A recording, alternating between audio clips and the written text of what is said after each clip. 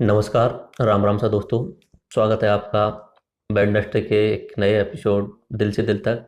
मैं हर वेडनेसडे कुछ आपके साथ में बातें शेयर किया करूंगा अपने बारे में और आपके बारे में। आपकी जो जो कमेंट आते हैं, कुछ कुछ सवाल आते हैं, उनको पूर्ण रूप से इस वेडनेसडे से शेयर कर लिया करूंगा। और इस एपिसोड का मैंने नाम रखा है दिल से दिल तक। बाकी एक बात उसके लिए सॉरी, मैं लास्ट 2 या 3 दिन से अपना कोई वीडियो लेक्चर नहीं डाल पाया। एक कारण उसका ये है कि मैं पिछले 20-25 दिनों से कम नींद ले पा रहा था। और मेरी जो आंखें लैपटॉप या मोबाइल पे ज़्यादा रहती थी उसके कारण आंखें थोड़ी सी कमज़ोर होने लग गई थी। तो जब मैंने डॉक्टर को बताया तो उन्होंने ये सलाह दी थी, थोड़े दिनों के लिए आप उनसे मोबाइल लैपटॉप स्क्रीन से दूर रहिए और थोड़ा ज़्यादा नींद लीजिए। तो मैं इसलिए 1-2 दिन मोबाइल लैपटॉप से थोड़ा सा दूर रहा हूँ। बाकी मैंने पेपर वर्क किया है। मैंने पिछले 2 दिन में आपको आगे आने वाले 3 या 4 महीने में किस तरीके से पूरा सिलेबस कराना है, ये मैंने डिजाइन कर लिया है। किस तरीके से आपको पूरा ये सिलेबस जो मैं बता चुका हूँ, पॉलिटी हिस्ट्री, यहाँ पे मैंने सारी सब्जेक्ट लिखी हुई हैं। और मैंने ये डिजाइन भी किया हुआ है कि आगे मैं आपको वीडियो कैसे डाला करूँगा। तो 2 कारण हो गए। एक तो मैं बता चुका हूँ, मेरे वीडियो नहीं बनाने का एक कारण तो ये हुआ कि मेरी जो आंखें थी वो थोड़ी सी गड़बड़ हो रही थी। तो थोड़ा सा रिलैक्स करने के लिए अब भी मेरी बाई आंख वो दाई आंख पड़ रही है इस समय भी। तो वीडियो बनाने में प्रॉब्लम होती है, जब आंख थोड़ी सी गड़बड़ पड़ती है तो वीडियो बनाने में प्रॉब्लम आ जाती है। और दूसरा कारण ये था कि मैं वीडियो बनाने की बजाय मैं पहले आपके लिए एक शेड्यूल बना रहा था कि किस तरीके से आगे आने वाले 4 महीने में मुझे आपको वीडियोज डालनी है। तो पूरा शेड्यूल बनाना भी जरूरी था। अभी तक तो मैं रैंडमली वीडियो डाल रहा था। तो अभी आगे आने वाले 3 या 4 महीनों तक का मैंने शेड्यूल बना लिया है अपनी इस नोटबुक में। हाँ, मंथ वाइज उस हिसाब से मैं कोशिश ये करूंगा कि अगले आने वाले 3 या 4 महीनों में जो अपना अपना जो कोर्स है उसे कंप्लीट करा सकूं। वैसे अभी आरएस का नोटिफिकेशन नहीं आया है, सुनने में आ रहा है कुछ अगले 4-5 दिनों में नोटिफिकेशन आ जाएगा। लेकिन एज रिलैक्सेशन का नोटिफिकेशन आ चुका है। डीओपीटी ने आय में उम्र में छूट दे दी है। अभी जो 35 वर्ष तक की उम्र होती थी जनरल वालों की, उसे बढ़ा करके 40 वर्ष कर दिया गया है अपने आरएस के एग्जाम में।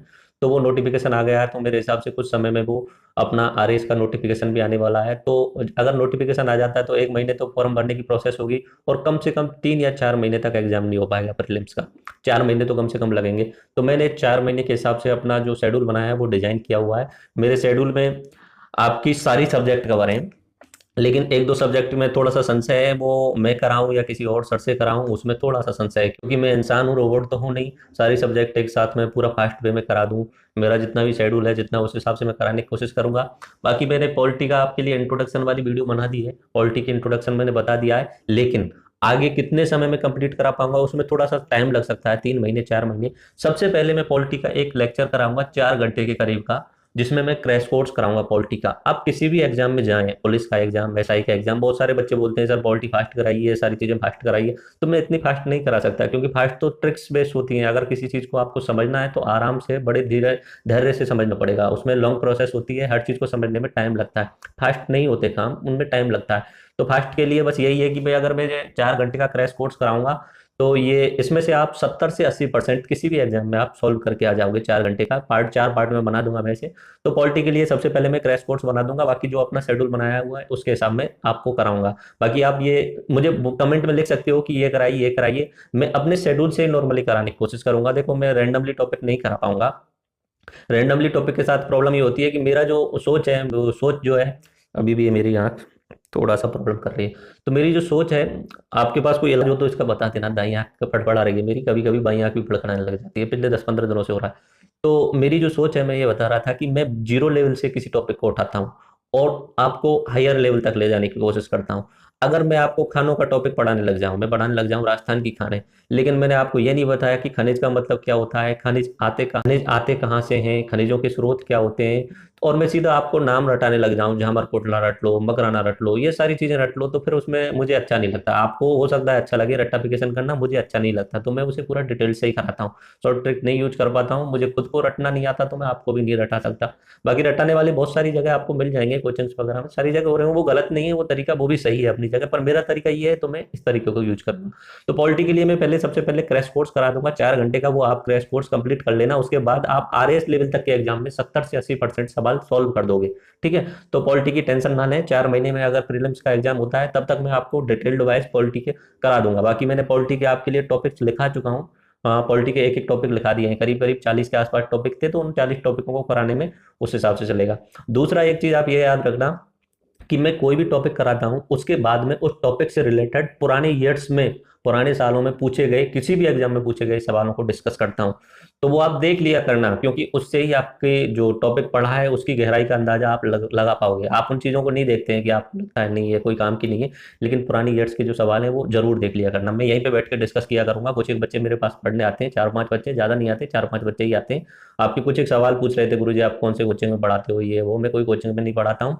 बाकी यहाँ पे भी और कोई ज़्यादा बच्चों की ज़रूरत नहीं है, 4-5 बच्चे आते हैं मेरे पास में, नॉर्मली उन्हीं को पढ़ाता हूँ। उनके लिए 1 घंटे एक्स्ट्रा अलग क्लास चलती है और 1 घंटे में डिस्कशन करता हूँ पुराने ईयर्स के क्वेश्चन को। तो मैं उसकी वीडियो रिकॉर्ड करके उसमें बनाया करूँगा। बाकी लेक्चर जो होगा वो मैं अकेले में ही बनाया करूँगा, अभी स्टूडेंट के साथ में नहीं बनाया करूँगा। कुछ एक लेक्चर जो है स्टूडेंट के साथ में बना दिए थे, सिंधु घाटी सभ्यता वाला, उस लेक्चर को मैं दोबारा से बनाऊंगा, क्योंकि उसमें जो कैमरा वगैरह फोकस सही नहीं था, बाकी स्टूडेंट के साथ में था, तो उसे मैं चेंज कर दूंगा, सिंधु घाटी सभ्यता वाला लेक्चर दोबारा से बना दूंगा।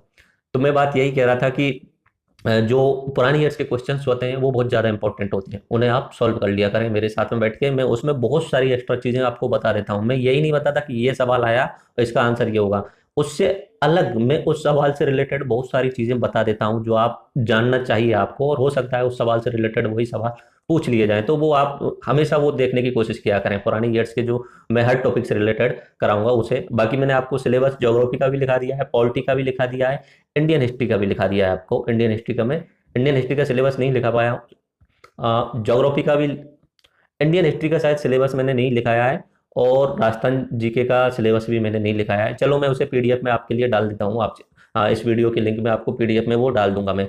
तो वो सिलेबस वाइज ही चलेगा। बाकी एक मैं पॉलिटी का क्रैश कोर्स कराऊंगा, उसके बाद 40 के आसपास टॉपिक हैं, उन्हें टॉपिकों को कराऊंगा, और 40 के आसपास ही उन टॉपिकों से रिलेटेड पुरानी ईयर्स में पूछे गए क्वेश्चन। तो कुल मिला के 80 वीडियो हो जाएंगी। ज्यादातर मैं कोशिश ये रखूंगा ये जो टॉपिक होगा ये 40-45 मिनट का हो, और ये जो डिस्कशन हो 30-35 मिनट का हो। आप देख लेना, तो इसके बाद में शायद आप आरएस और आईएएस लेवल की पॉलिटी टोटली कंप्लीट कर सकते हो। ठीक है। उसके बाद में ज्योग्राफी वाली बात मैंने बताई है, राजस्थान जी को ज्योग्राफी की लेक्चर सीरीज चल रही है, और उसके वर्ल्ड की और इंडिया की अभी शुरू होने वाली है। तो वर्ल्ड का फिजिकल ज्योग्राफी में शुरू कर चुका हूँ, और इंडिया का भी इसके साथ में चलेगा।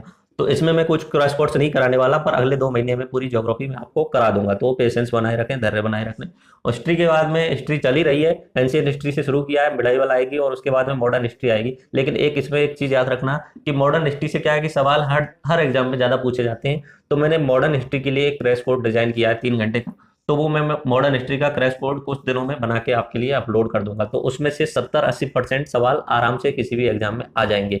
बेसिक लेवल से, जीरो लेवल से ही कराऊंगा उसमें, पर उसमें क्या है कि मैं बहुत ज्यादा एक्स्ट्रा चीजों को नहीं बता पाऊंगा। 3 घंटे का एग्जाम की दृष्टि से बेस्ट रहेगा आपके लिए। तो मॉडर्न हिस्ट्री के लिए आप 3 घंटे का, तब तक आप पेशेंस बनाए रखें। मेरा हिस्ट्री जो है वो एंशियंट से चल रहा है, मिडाइवल पे आएगा, उसके बाद में मॉडर्न पे आएगा, लेकिन तब उससे पहले मैं मॉडर्न हिस्ट्री का, और इस तरीके से मैंने पॉलिटी का बताया था, ये मैं आपको करा दूंगा।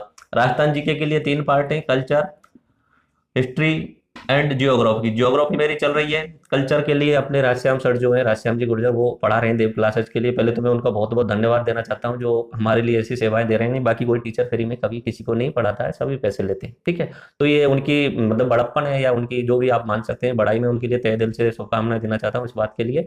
तो वो अपने के लिए कल्चर कंप्लीट कराएंगे, उन्होंने बोला हुआ है। आरएस लेवल के ही कल्चर कराते हैं। उनकी एक खास बात यह है कि वो कल्चर तो कराते हैं, उसके साथ साथ में हिस्ट्री और पॉलिटी के बहुत सारे टॉपिक उस कल्चर में ही समेट लेते हैं। तो उनका ये हो जाता है कि अगर उनकी आप कल्चर कर लोगे तो राजस्थान जीके का 60-70% इसका हिस्ट्री भी हो जाएगा, 60-70% उनकी ज्योग्राफी भी हो जाएगी। लेकिन वो कल्चर पे फोकस रखेंगे। आरएस में शायद उनके नोट्स से बाहर नहीं आएगा।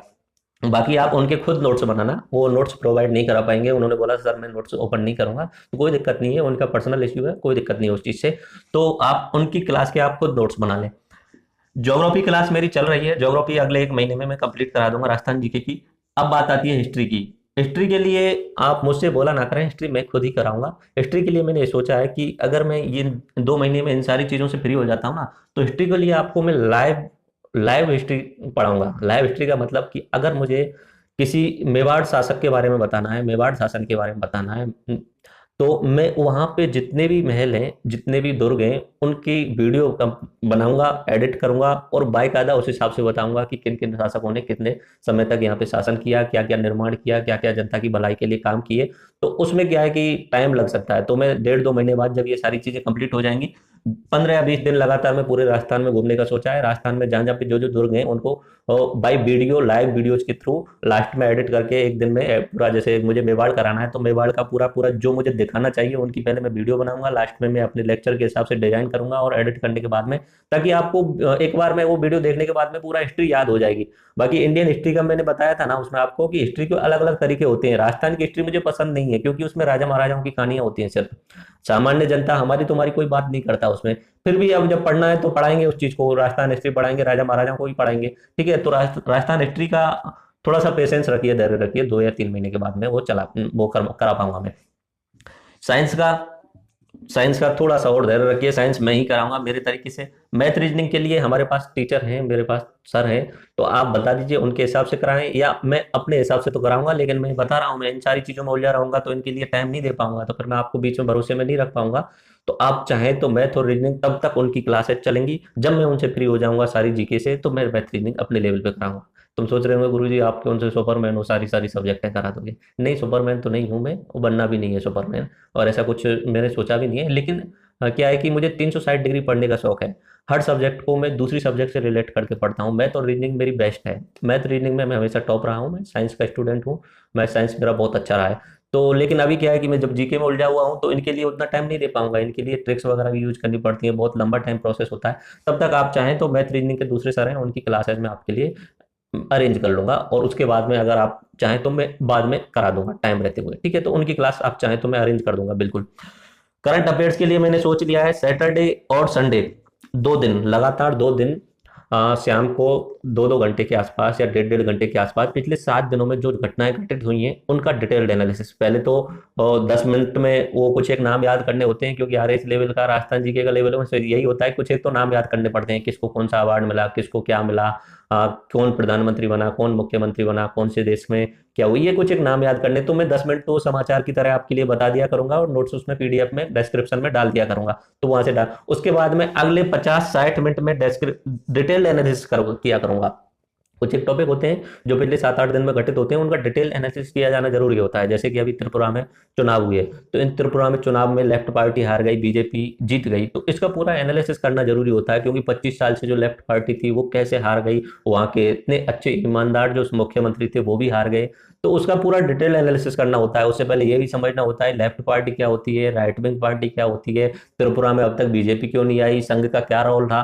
तो उसमें क्या है, थोड़ा सा टाइम लगता है, डिटेल्ड एनालिसिस करना होता है। जैसे कि आपने दिल्ली में प्रदूषण आया, प्रदूषण ज्यादा फैल रहा है, तो प्रदूषण फैलने के एक एक कारण को समझना होता है कि अपने हरियाणा पंजाब वाले क्षेत्रों में जो अपना गेहूं का जो पलाश बच जाती है तो उसे जलाया जाता है। उसके अलावा वहां पे वाहनों की मात्रा ज्यादा है। उसके अलावा अगर अगर हवा नहीं चल रही है तो वो जो छोटे छोटे कण हैं वो वहां पर जम जाते हैं। पीएम क्या होता है, पर्टिकुलेटेड मैटर क्या होता है, 2.5 PM10 क्या होता है। तो ये सारी चीजें, इनमें क्या है कि एक एक टॉपिक पे 10-10 मिनट लगते हैं। जैसे कि कनाडा की प्रधानमंत्री अपने भारत आए तो उनका सही ढंग से स्वागत नहीं किया गया, तो उसमें बहुत सारे कारण हैं, उनके आने से क्या फायदा हुआ, क्या नुकसान हुआ, तो ये डिटेल्ड एनालिसिस होता है। तो एक टॉपिक में कम से कम 10 या 15 मिनट लग जाती है। तो मैं डेली सैटरडे के दिन 5 टॉपिक डिटेल्ड एनालिसिस के लिए लिया करूंगा और संडे के दिन भी 5, तो इसमें 10 टॉपिक सैटरडे संडे कवर हो जाएंगे, जो आरएस मेंस के लिए ज्यादा यूजफुल रहेंगे, तो उनका डिटेल्ड एनालिसिस जरूरी होता है। बाकी 10-10 मिनट में समाचार की तरह कुछ एक खबरों को पढ़ दिया करूंगा, क्योंकि उनमें कुछ समझाने का नहीं होता है। किसी को कोई नोबेल पुरस्कार मिला है, किसी को कोई अवार्ड मिला है, तो उसमें समझाने का क्या, मिल गया तो मिल गया, अब उसमें क्या समझाएं। अगर कोई मुख्यमंत्री बना है तो उसका नाम याद करना पड़ेगा, क्योंकि बाई चांस एग्जाम में पूछा जा सकता है। अब उसमें नाम में कोई ट्रिक वगैरह या एनालिसिस तो है ही नहीं कुछ। ठीक है, तो मैं आपके लिए ये इस तरीके से कोशिश किया करूंगा।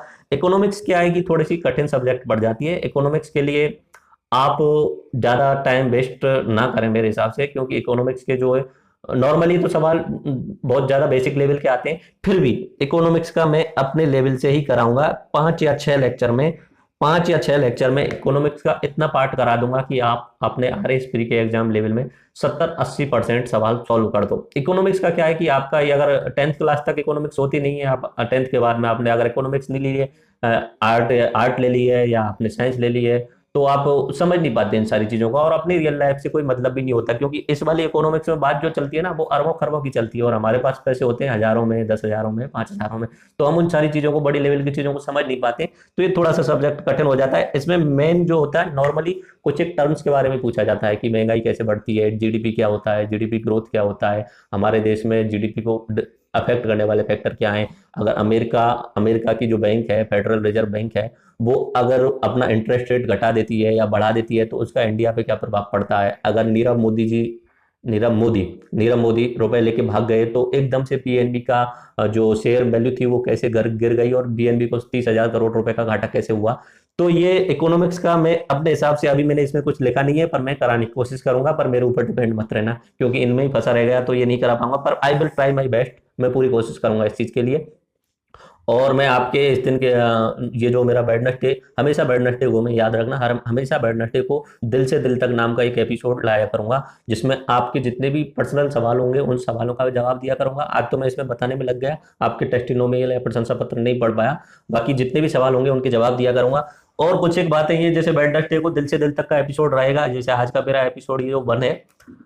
बाकी तो बकवास बातों को सुनना कोई नहीं चाहता है, फिर भी आपका रेस्पॉन्स अच्छा मिल रहा है तो बकवास बातें भी कर लिया करेंगे। और एक 14 दिन में, हर 7 दिन के बाद में मैं 2 दिन का आपके लिए गैप रखा करूंगा, हर 7 दिन के बाद में वो मैं क्लास 12th वाली फिजिक्स सब्जेक्ट के लिए दूंगा। आपके अगर कोई रिलेटिव्स वगैरह कोई पढ़ रहा हो तो क्लास 12th का फिजिक्स में उसमें पढ़ाया करूंगा, तो उसमें 2 दिन का आप पेशेंस रखें, क्योंकि 11th में कुछ बच्चों ने बोला था तो 11th के एग्जाम हो गए, उनके लिए नहीं करा पाया मैं, पर मैं क्लास 12th के लिए तो मैं अभी शुरुआत से अभी से कराऊंगा फिजिक्स।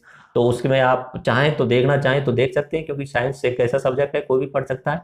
नहीं देखना चाहें तो कोई दिक्कत नहीं है, कोई प्रॉब्लम नहीं है, उसमें फिजिक्स पढ़ा रहा हूँ तो वो थोड़ा हायर लेवल हो जाता है। बाकी अगर आपका कोई रिलेटिव है तो आप उससे बोल सकते हो, आपका कोई जानकार है जो 12th क्लास में आईआईटी या नीट वगैरह की तैयारी कर रहा हो, जो फिजिक्स पढ़ना चाह रहा हो, तो मैं 14 दिन के बाद में 2 दिन सिर्फ और सिर्फ उस फिजिक्स के लिए दिया करूंगा, तो वो आप उस चीज से परेशान ना हुआ करें। 2 दिन मैं केवल फिजिक्स का एक एक चैप्टर कराया करूंगा। तो मेरे हिसाब से मैंने ये सारी जो आगे आने वाली स्ट्रेटजी आपके साथ में रणनीति क्लियर कर दी है।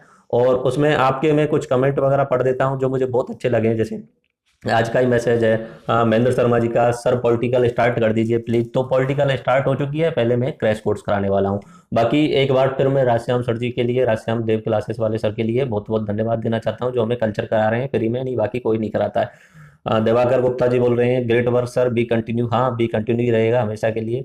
सर थोड़ा ध्यान रखना है, ये विक्रम सिंह का बहुत अच्छा मैसेज आया है, सर थोड़ा ध्यान रखना, हम आगे बढ़ना चाहते हैं, मैं भी आपको आगे बढ़ाना चाहता हूँ, मेरा कोई उद्देश्य नहीं है आपको रोकने का, इसलिए तो मैंने प्लेटफॉर्म शुरू किया है। ऐसा देखो, मुझे जरूरत भी नहीं थी ऐसा प्लेटफॉर्म शुरू करने की।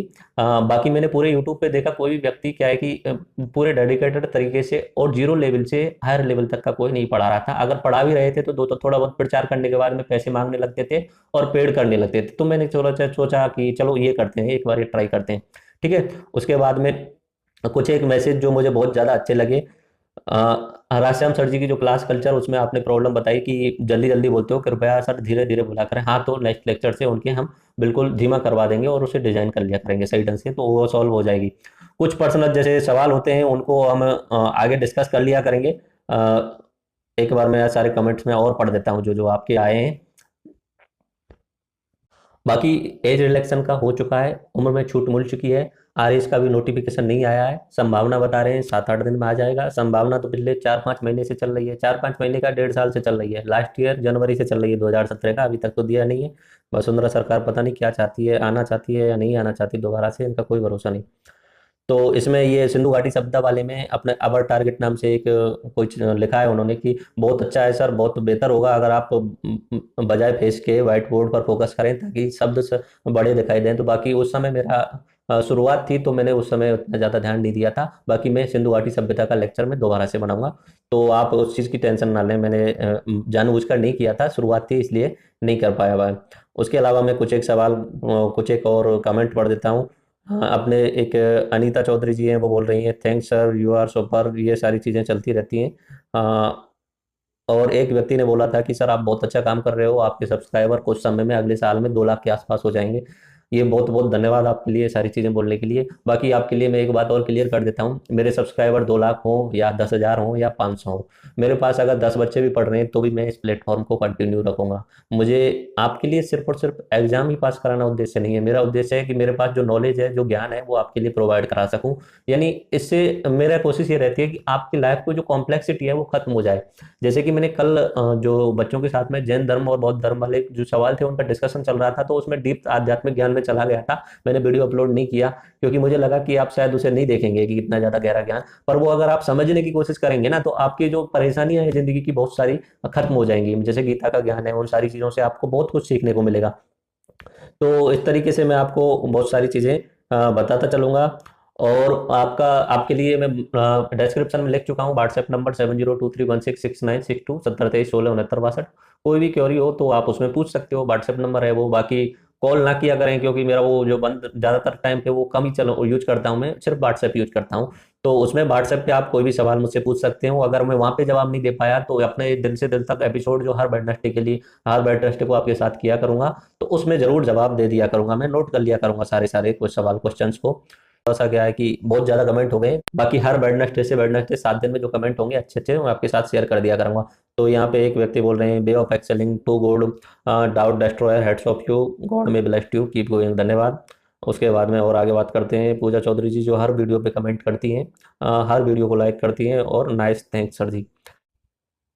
प्रेम सिंह जी बोल रहे हैं, sir nice collection of Rajasthan स्थिति विस्तार ओल्ड क्वेश्चन। हाँ, अपने पास में एक बुक है जिसमें पुरानी ईयर्स के सारे क्वेश्चन जिसमें पुरानी ईयर्स के सारे जो क्वेश्चन आए हुए हैं उस टॉपिक के, उस हिसाब से बताए गए हैं। तो मैंने आपको बता ही चुका हूँ कि मैं कोई भी टॉपिक कराने के बाद में पुराने ईयर्स के सवाल आपके साथ में सॉल्व कराया करूंगा, तो वो जरूर देखा करें। उसमें क्या होता है कि मैं वो सवाल तो बताता ही हूँ, उसके साथ में बहुत सारी एक्स्ट्रा चीजें बता देता हूँ। भले ही वो लेक्चर आपके लिए 30 मिनट का हो, 40 मिनट का, वो बहुत ज्यादा बेनिफिशियल होगा। जितना वो टॉपिक पढ़ रहे हो उतना ही वो जो सवाल है वो भी आपके लिए बेनिफिशियल होगा। ये रमेश गुर्जर जी का मैसेज आया है, सर आपका चैनल अच्छा है, पढ़ाई अच्छी होती है, पर चैनल नाम कुछ ठीक नहीं है, पढ़ाई से संबंधित नाम ही रखिए। देखो, आपको चैनल के नाम से कोई इतना ज़्यादा मैटर नहीं करना चाहिए। बाकी ये मैं बाद में बताऊंगा इस चैनल का नाम क्यों है। और ये चैनल अपना जो है वो अभी का नहीं है, बहुत पुराना है। मेरा मिशन बहुत पहले का था आपको फ्री में एजुकेशन देने का।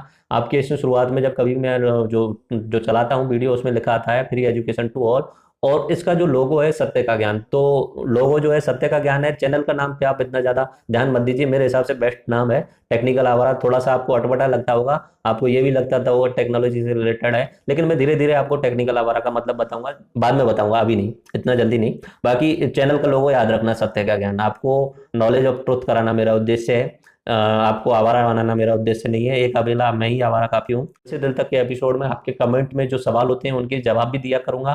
बाकी और कुछ बातें मुझे आपके साथ शेयर करनी होंगी तो मैं शेयर किया करूंगा।